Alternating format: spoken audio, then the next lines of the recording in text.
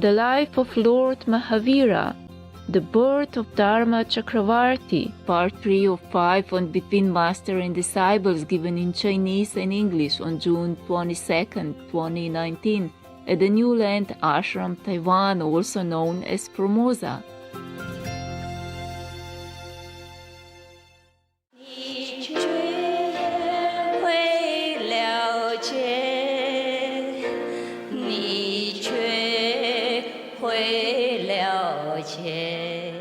So one of the skeptic God in heaven jokingly said to Sakra that the king of God was exaggerating. So he wanted to test the prince whether or not he's really the bravest, the most courageous being or not. Oh, yeah. Oh my God. I'm terrified already.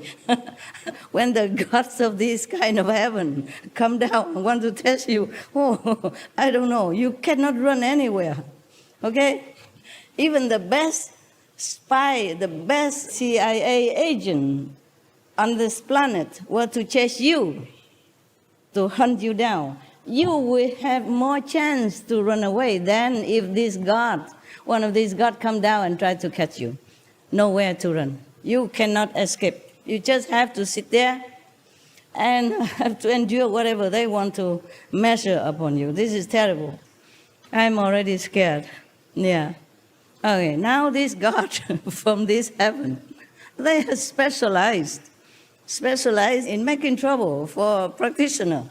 And it's not the prince's fault even. He's only 8 years old kid. He did not even say, oh, I'm this, I'm that, I can do this, I can do that, and I want to save the planet. Be fast, go green, nothing. He didn't do anything. It's not his fault. If he grown up already and vowed to save all beings or saying such a great thing like that, then possibly the gods should come down and test him. But it's none of their business. I'm telling you, I really don't like these gods at all. They should just mind their own business. In heaven, they have everything they need. They're so happy, joyful. Why do they mess with us? We, the mortal, we do nothing wrong to them. Never mind. They still want to come down and mess with you. Terrible. So, said and done. This God, not the Sakra God, but the smaller God, maybe subordinate God, yeah? Say to the king that he's going down now to test Vatman, just because the king of God praised him. The king of God praised him, not the prince himself.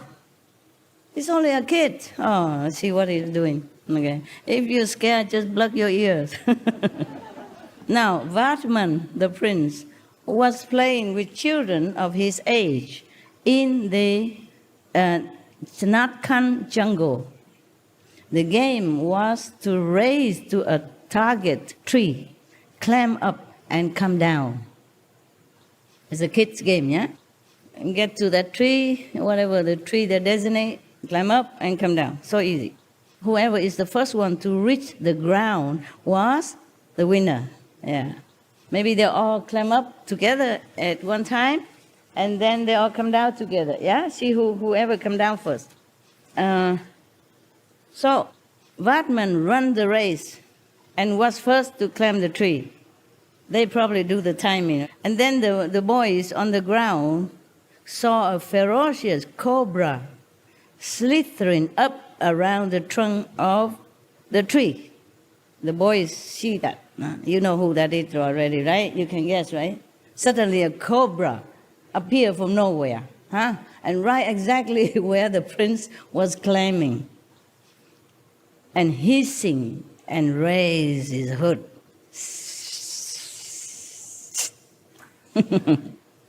The boy started trembling with fear and run away. Yeah. From a safe distance, they run away, far away already from the cobra, and they shouted to the prince, Vatman, do not come down. There's a black serpent on the tree trunk. Don't come down. Vatman, already on his way down, saw the snake and also heard the call of his friends. he shouted back, "Be quiet, don't be afraid." So he jumped down. The snake followed him and hissing and leaped at Vatman, jumped at him. Yeah. With astonishing agility, the prince caught the snake by the hood and with a jerk threw it away like a piece of rope. He caught him. Wow. As we would thought, huh? After this, the boys started playing another game. This game called Tindushak. This game was also a race to a target tree. The winner was to ride piggyback on the losers and return to the base. So whoever loses have to carry the winner on his back and then run all the way with the winner on the back, run back to the base. The god who had come to test Vatman also joined the group in disguise as a boy. Okay?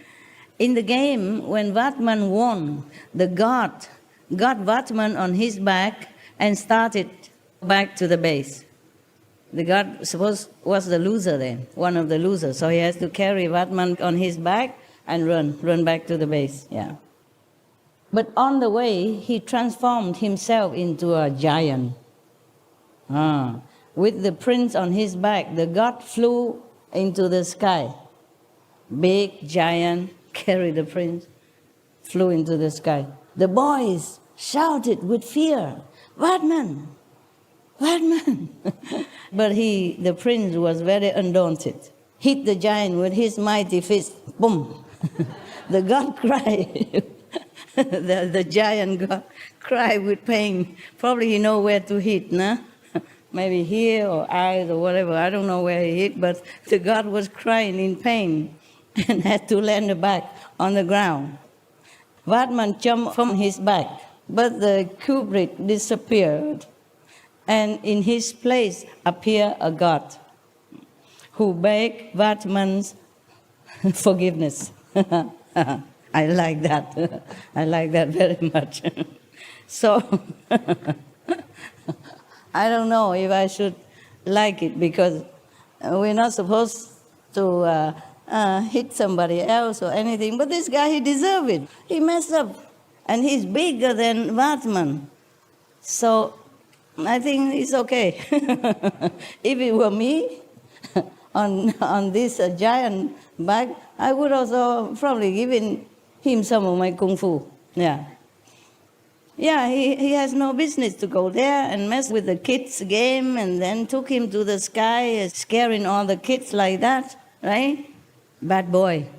So the god came down and then kneel on the floor and begged the prince to forgive him. Fine, I like that. Now, Indra, I want to test him as well.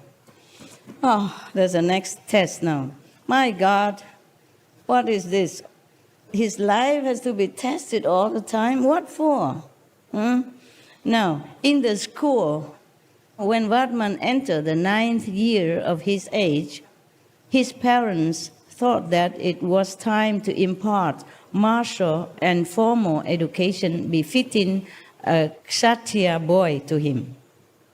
Kshatriya, the high class of India, and there are 4 classes. Kshatriya is the top class, yeah?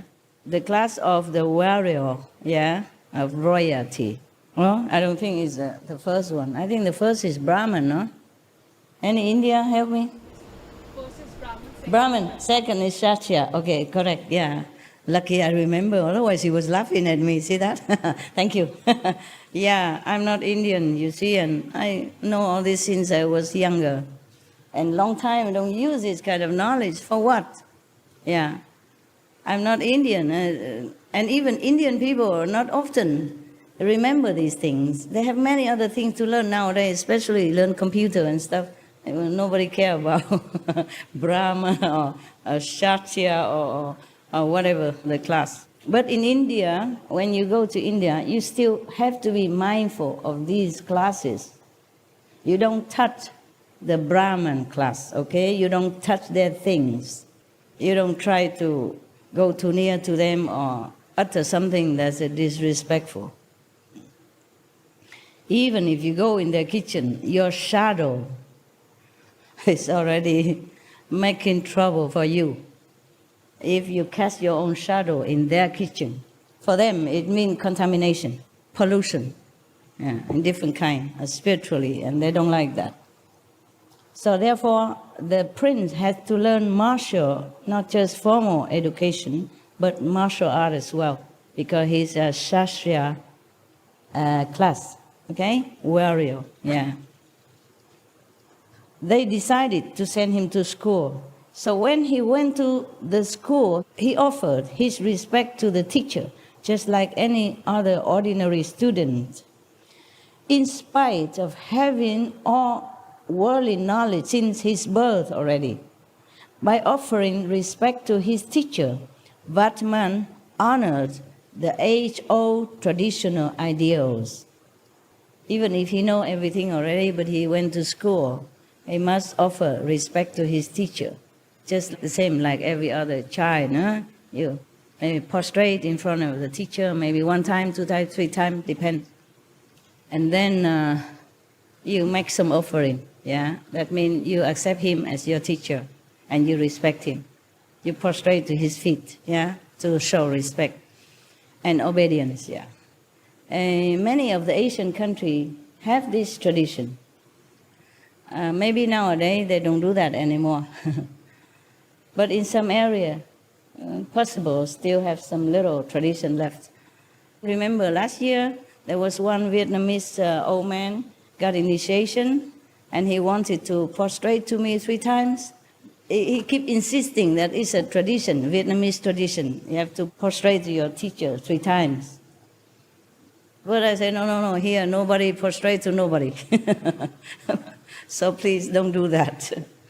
He was very reluctantly not doing it. You know, he would have loved to do it with all his heart. I can see that. But I don't want to make it into a tradition here. Imagine 1,000 people just got initiation, and then I just sit here for 1 hour long waiting for the prostration to finish. Huh?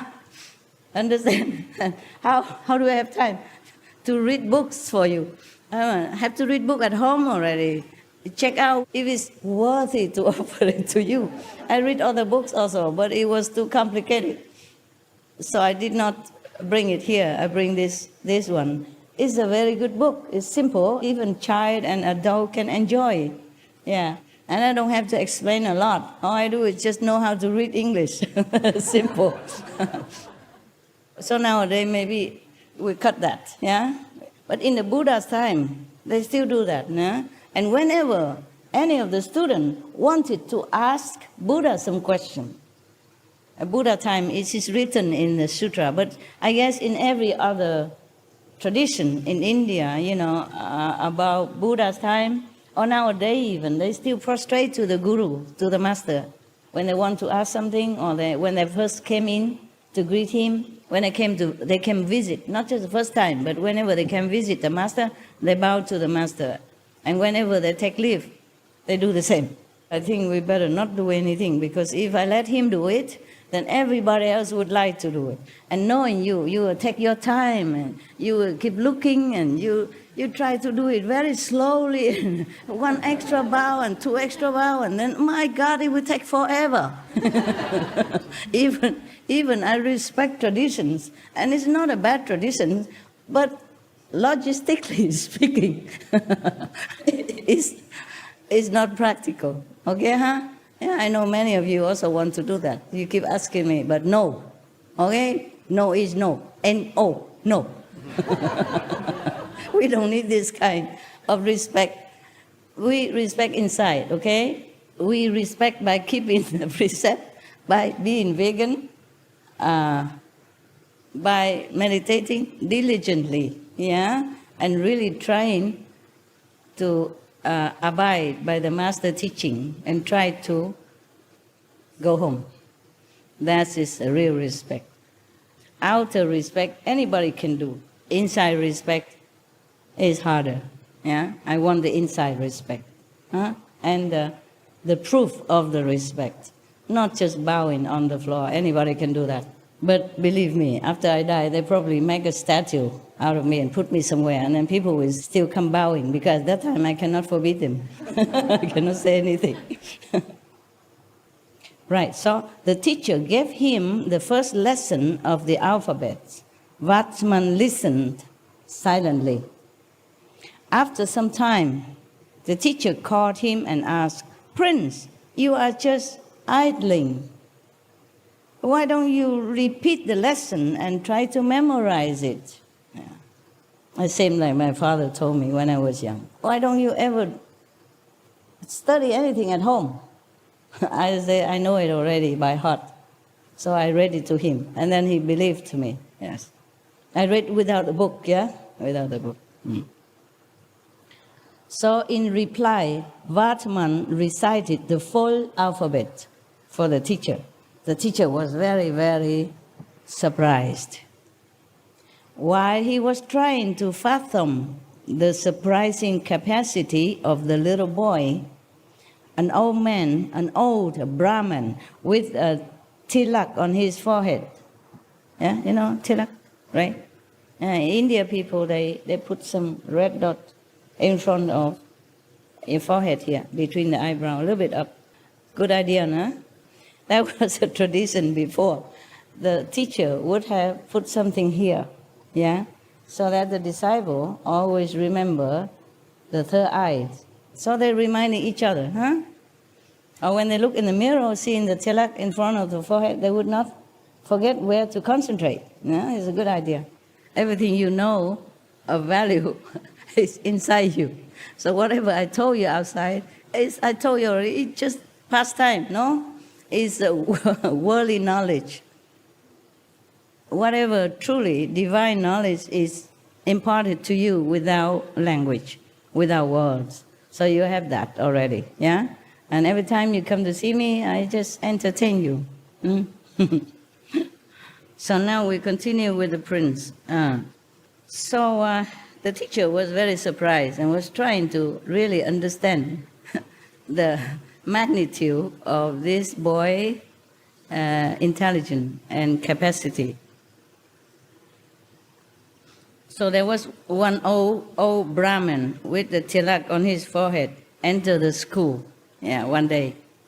The teacher greeted him and offered a seat. The Brahmin asked some complex question on grammar. The teacher could not reply and remained silent, looking down in shame.